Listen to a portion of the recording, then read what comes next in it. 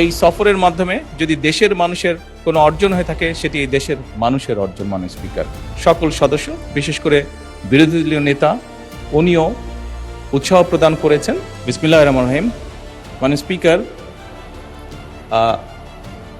যে বিষয়ের উপরে আমাকে ধন্যবাদ জানানো হয়েছে এই সংসদের পক্ষ থেকে, তার জন্য আমি আন্তরিকভাবে কৃতজ্ঞ এবং আন্তরিকভাবে সকল সদস্যকে ধন্যবাদ জানাচ্ছি। মাননীয় স্পিকার, এখানে মূল বিষয় এটি হচ্ছে যে বাংলাদেশের মানুষ আমাদেরকে দায়িত্ব দিয়েছে তাদের স্বার্থ দেখার জন্য।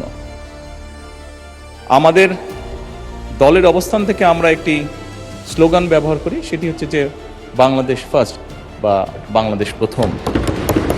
আমি যে কাজটি করার চেষ্টা করেছি মাননীয় স্পিকার, আমি আমার অবস্থান থেকে আমি আমার দেশের মানুষের স্বার্থ নিয়ে কথা বলার এবং সেই স্বার্থ রক্ষা করার চেষ্টা করেছি মাননীয় স্পিকার।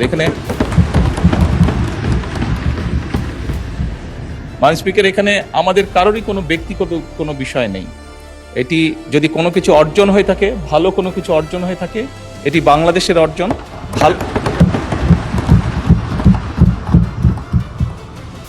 এই সফরের মাধ্যমে যদি দেশের মানুষের কোনো অর্জন হয়ে থাকে সেটি এই দেশের মানুষের অর্জন। মাননীয় স্পিকার, তবে মাননীয় স্পিকার, যেহেতু সংসদের সকল সদস্য বিশেষ করে বিরোধী দলীয় নেতা উনিও উৎসাহ প্রদান করেছেন দেশের জন্য, দেশের মানুষের পক্ষে কাজ করার জন্য, সেজন্য আবারও আমি আমার ব্যক্তিগত পক্ষ থেকে সকল সদস্য, বিরোধী দলীয় নেতা সহ সকল সদস্যকে আন্তরিকভাবে ধন্যবাদ জানাচ্ছি। ধন্যবাদ।